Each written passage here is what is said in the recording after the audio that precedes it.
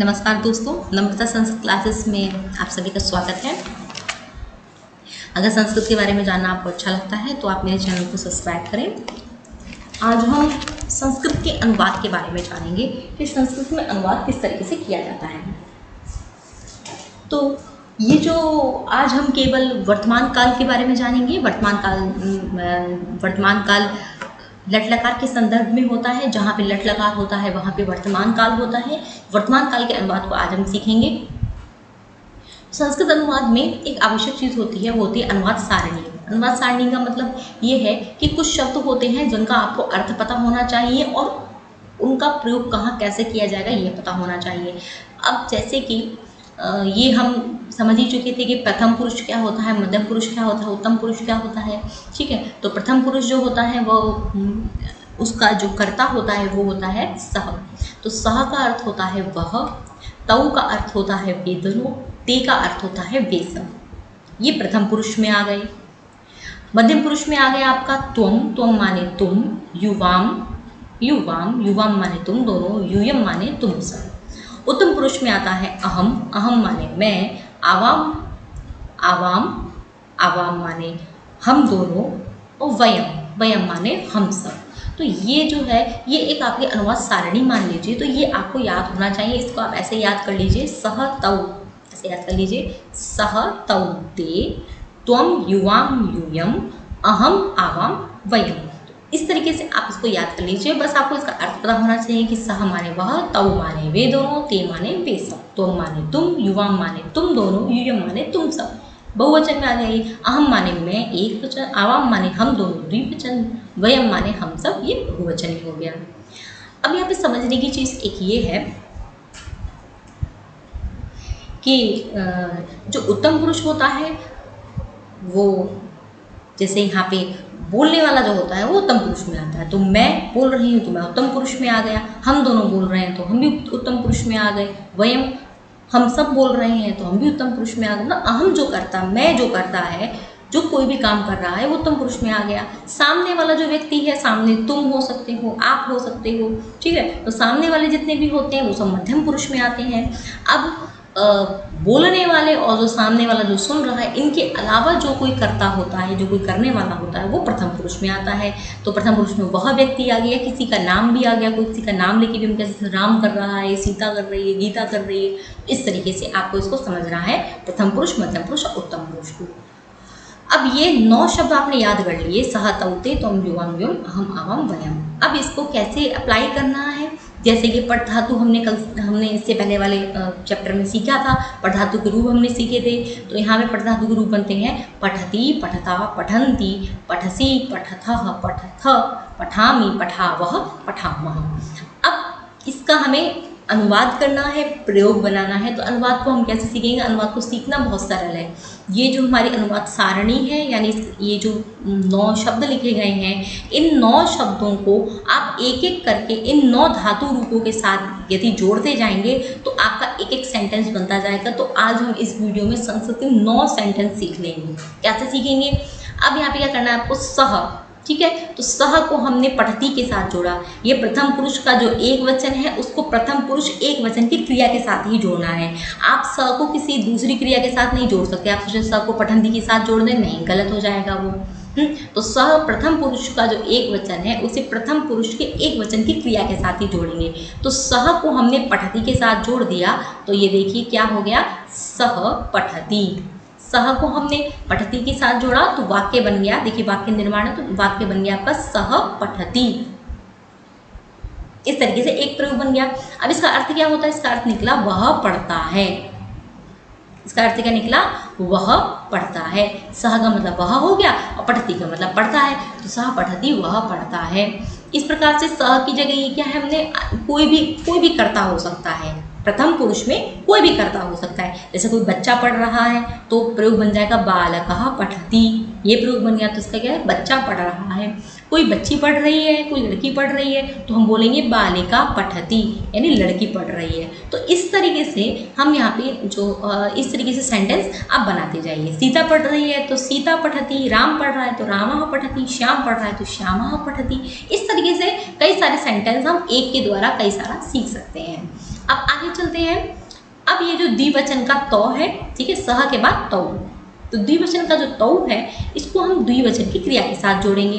तो द्विवचनी क्रिया के साथ जोड़ा हमने तौ पठतः, ये प्रयोग बनेगा। तो तौ पठतः, ठीक है, तौ पठतः प्रयोग बन गया। अब इसका अर्थ क्या है, तौ का मतलब क्या होता है ये आप याद कर चुके। तौ माने वे दोनों, पठतः अर्थात वे दोनों पढ़ते हैं, ये प्रयोग बन गया। अब आगे देखेंगे, यहाँ पे आया ते, ठीक है, बहुवचन में आया ते। तो ते को आप प्रथम पुरुष के बहुवचनी क्रिया के साथ ही जोड़ेंगे। तो ते पठन्ति, इस तरीके से ये देखिए, ते पठन्ति। तो ते पठन्ति का मतलब हो गया वे सब पढ़ते हैं। ते का मतलब क्या होता है, वे सब, और पठन्ति माने पढ़ते हैं। इस तरीके से अब हम आते हैं मध्यम पुरुष के एक वचन में। तो मध्यम पुरुष के एक वचन में जो पढ़ता होता है वो होता है त्वम। तो त्वम का मतलब होता है तुम। तो त्वम को आप मध्यम पुरुष के एक वचन क्रिया के साथ जोड़ोगे तो त्वम पठसी। ध्यान रखिएगा, त्वम जहाँ पे होगा वहाँ हमेशा कर्ता में सी वाला प्रत्यय, सी वाला जो क्रिया है वो यूज होगी। तो त्वम पठसी, त्वम पठसी। तो यहाँ पे त्वम पठसी है, इसका मतलब हो गया तुम पढ़ते हो। अब यहाँ पे तो आपने देखा कि त्वम में मैंने म को नीचे करके लिखा हुआ है। ध्यान दीजिएगा, ये बात बहुत इंपॉर्टेंट है। त्वम में मैंने यहाँ पे म को नीचे करके लिखा हुआ है, ठीक है, क्योंकि यहाँ पे मैं केवल एक ही शब्द लिख रही हूँ त्वम, और उसके आगे मैंने हिंदी लिख दी तुम। लेकिन जब मैंने इसका वाक्य में प्रयोग किया, देखिए छोटा सा वाक्य ही तो बन गया है, त्वम पठसी, छोटा सा वाक्य बन गया है। तो जब मैंने इस त्वम शब्द को, ठीक है, त्वम में म नीचे लिखा हुआ है, हलंत लगा हुआ है, त्वम शब्द को वाक्य में प्रयोग किया तो यहाँ पे हलंत वाले म के बाद क्या आ रहा है, प, पठसी, प। तो प क्या है, प व्यंजन है। और यदि हलंत वाले म के बाद व्यंजन आए तो वो म जो है वो बिंदु के रूप में ऊपर चला जाता है, अनुस्वार बन जाता है। यानी यदि म के बाद, ये देखिए हर जगह त्वम में म है, युवाम में म है, यूयम में म है, अहम में म है, आवाम में म है, वयम में म है, सभी में आपको म दिखाई दे रहा है अंत में। ये बात आप अच्छे से समझ लीजिए। जब भी कहीं आप इसका प्रयोग करेंगे, अगर इन शब्दों के बाद कोई व्यंजन वर्ण आता है, त्वम के बाद कोई व्यंजन वर्ण आए, अहम के बाद कोई व्यंजन वर्ण आए, युवाम के बाद कोई व्यंजन वर्ण आए, तो इसका जो म है, इन छयों शब्द जो नीचे लिखे हुए हैं, इनका जो म है वो बिंदी के रूप में ऊपर चला जाता है। इसलिए यहाँ पे हर जगह मैंने इन छयों शब्दों में जो म है वो बिंदी के रूप में ऊपर कर लिया। तो ये बात आपको ध्यान रखनी है। मैंने म को बिंदी के रूप में ऊपर क्यों किया, क्योंकि आगे प आ रहा है और प व्यंजन है। अगर व्यंजन की जगह कुछ और शब्द होता, जैसे कोई स्वर होता, जैसे ई, त्वम इच्छसी, तो म नीचे होता, लेकिन यहाँ पठसी है तो म ऊपर है, ये आपको ध्यान रखना है, ठीक है। तो त्वम पठसी, तुम पढ़ते हो, एक प्रयोग बन गया। अब आगे आते हैं नेक्स्ट मध्यम पुरुष के द्विवचन में। तो युवाम आता है, युवाम को आप मध्यम पुरुष के द्विवचन के साथ ही जोड़ेंगे। तो युवाम पठतः बन गया, युवाम पठतः, पांचवा वाक्य बन गया हमारा युवाम पठतः। अर्थात युवाम का मतलब होता है तुम दोनों पढ़ते हो। ऐसे ही अब आ जाते हैं मध्यम पुरुष के बहुवचन में। तो ये बनता है यूयम। यूयम का मतलब होता है तुम सब। यूयम को हमें मध्यम पुरुष के बहुवचन के साथ जोड़ना है। तो यूयम पठथ, तो यूयम पठथ, ठीक है। तो तुम सब पढ़ते हो, यूयम का मतलब तुम सब, और पठथ का मतलब तुम पढ़ते हो, तुम सब पढ़ते हो। आगे आता है उत्तम पुरुष का एक वचन अहम। यहाँ भी उत्तम पुरुष का एक वचन पठामी, तो अहम पठामी प्रयोग, आपका सातवां प्रयोग बनता है अहम पठामी। अहम का मतलब मैं, पठामी पढ़ता हूँ। तो आपको ध्यान रखना है कि अहम के साथ हमेशा मी वाला प्रयोग ही आएगा, अहम पठामी, अहम मी, ठीक है, अर्थात मैं पढ़ता हूँ। अब उत्तम पुरुष का जो द्विवचन है आवाम, ठीक है। उत्तम पुरुष का द्विवचन में क्या बनता है, आवाम। आवाम माने हम दोनों।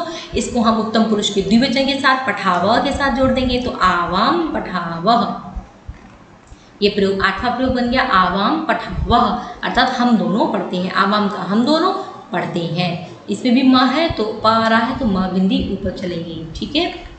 वयम, उत्तम पुरुष का बहुवचन वयम, उत्तम पुरुष की बहुवचन की क्रिया पठामह। तो वयम को पठामह के साथ जोड़ेंगे तो अपना नवा प्रयोग बन जाएगा वयम पठामह। अर्थात वयम का मतलब होता है हम सब, और पठामह का मतलब होता है पढ़ते हैं, तो हम सब पढ़ते हैं। इस तरीके से ये हमने 9 सेंटेंस सीख लिए, ठीक है। तो यहाँ पे क्या समझना है, ये आपके 9 जो शब्द थे, इन 9 शब्दों को हमने 9 धातु रूप, ये जो 9 क्रियाएं थी इनके साथ क्रमशः जोड़ दिया एक एक करके। सह पठति, तौ पठतः, ते पठन्ति, त्वं पठसि, युवां पठतः, यूयं पठतः, अहं पठामि, आवां पठाव, वयं पठाम। इस तरीके से आपके 9 सेंटेंस बन गए। तो आज हमने यहाँ पे वर्तमान काल को पूरा अच्छे से सीख लिया है। ये इसके प्रयोग हैं। तो वर्तमान काल जो होता है वो लट लकार में होता है, तो लट लकार और वर्तमान काल को आज हमने देखा। इसकी PDF डिस्क्रिप्शन में दी गई है, वहाँ से आप ले सकते हैं। अगर वीडियो अच्छा लगा हो तो लाइक करें, कमेंट करें, शेयर करें। अभी के लिए इतना ही। देखने के लिए बहुत बहुत धन्यवाद।